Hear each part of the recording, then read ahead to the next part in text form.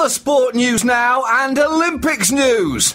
Listen, Andy, if we know one thing about the Olympics, it's that it is a transcendent celebration of humanity, of excellence, and of human competition, and also that you do not f*** with it, Andy. Because if you f*** with the Olympics, Andy, they will f*** with you right back. In fact, those 5 glorious Olympic rings stand for, do not f*** with us. The US Olympic Committee this week sent out a cease and desist letter to a knitting-based social network for hosting a knitting Olympics. Remember what those rings also stand for, Andy? We ain't about fucking knitting. Now, the incredibly popular knitting social network Ravelry hosted a Rave Olympics, a knitting competition for users that included events like an Afghan marathon and scarf hockey.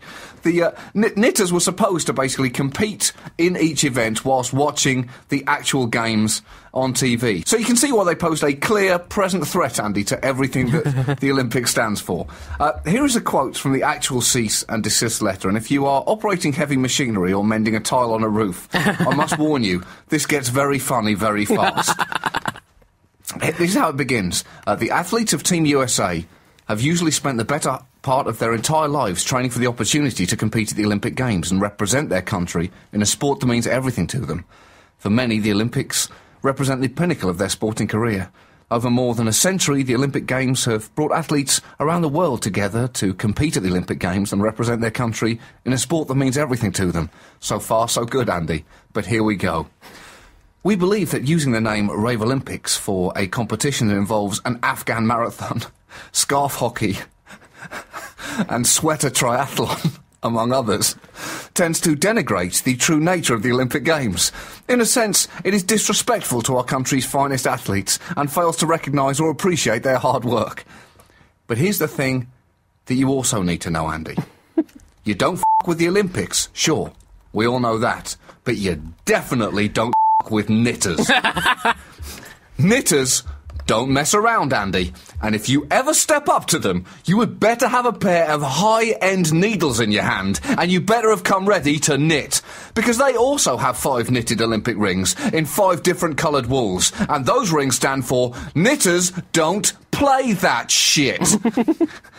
Because apparently these knitters were extremely offended by the tone of the letter, and they mobilised. Members of the knitting network left a huge amount of messages on the US Olympics team's Facebook page, nearly melted down Twitter, and bombarded them with a deluge of emails. They went in so hard that, and you are not going to believe this, the USOC backed down.